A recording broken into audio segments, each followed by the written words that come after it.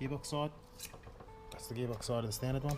You can see they match up pretty well. It's a pressure plate.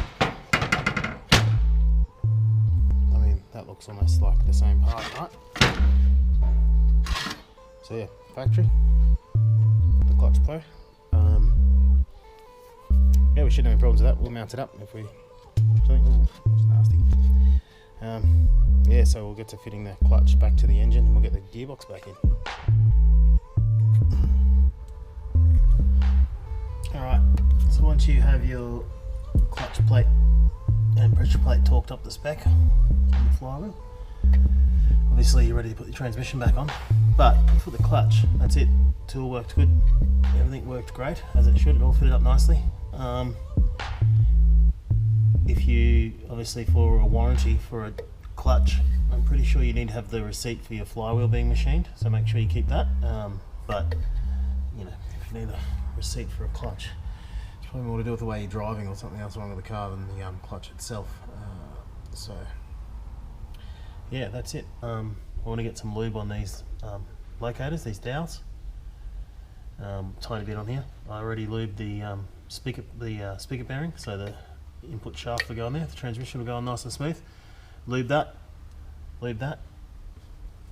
and we'll clean the gearbox up and get ready to go back in. Need to clean this up because I had a failed throwout bearing or release bearing, whatever you want to call it. We'll need to clean that up a little bit, make that look a lot nicer. Give this a bit of a clean and a bit of a lube too, and then we're ready to go back in. Alright, so we've just got a little bit of lube everywhere. A little bit in a lot of places is the key. That's where obviously where the lines with the engine, and we've cleaned up this. Make sure that the throwout bearing rides nice and smooth, doesn't have any issues. So a bit of lube in here as well, a bit of lube on the ball, the pivot point, and obviously a little bit of lube in here. Don't go too crazy because you don't want to contaminate the clutch. It doesn't get too hot in here, so you can use anti-seize or high temperature grease. If it gets really bad, if it gets extremely hot, there might be something wrong with you. Again, there might be something wrong with your driving, maybe. And then you want to put a bit on this end of this input shaft as well.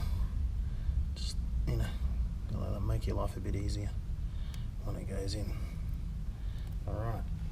So, I'm going to attempt to put this back in.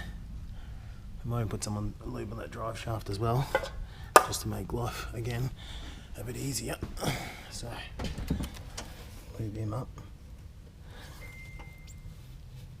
It's just normal high temperature grease, nothing special.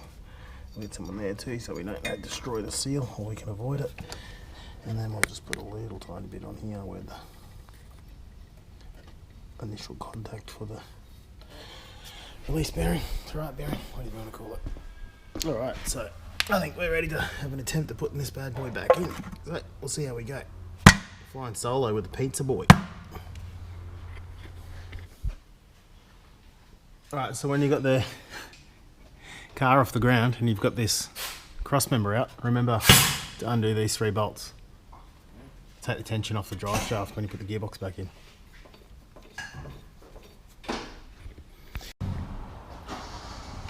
Alright, here we are, gearbox back in.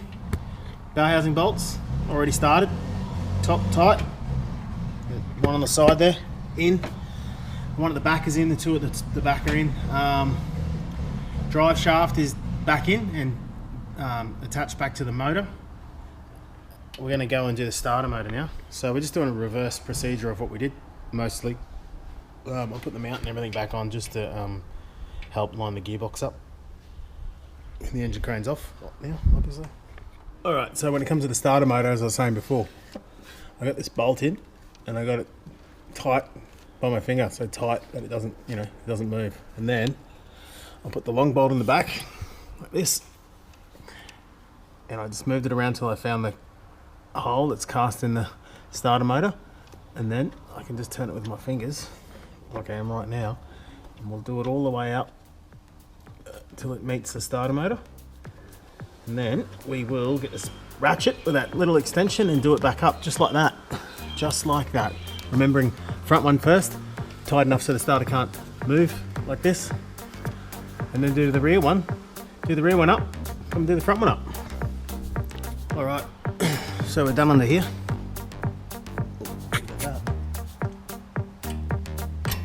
All right, so we're done under here. Ball joint back on, drive shaft back in, tail shaft, cross member, all 4 bolts, drive shaft on this side, start back still bolted back in, ABS sensor, drive shaft in the gearbox. We're back up the top. If you are going to use a funnel, put the oil in, now's probably the time. Alright, so if it all went smoothly, you should have already had it back together. All the stuff on top took off first. Take it for a test drive, it's really good. Everything works as it should, no noises. So yeah, that's the clutch in a Gen 2 CRV. Thanks for watching.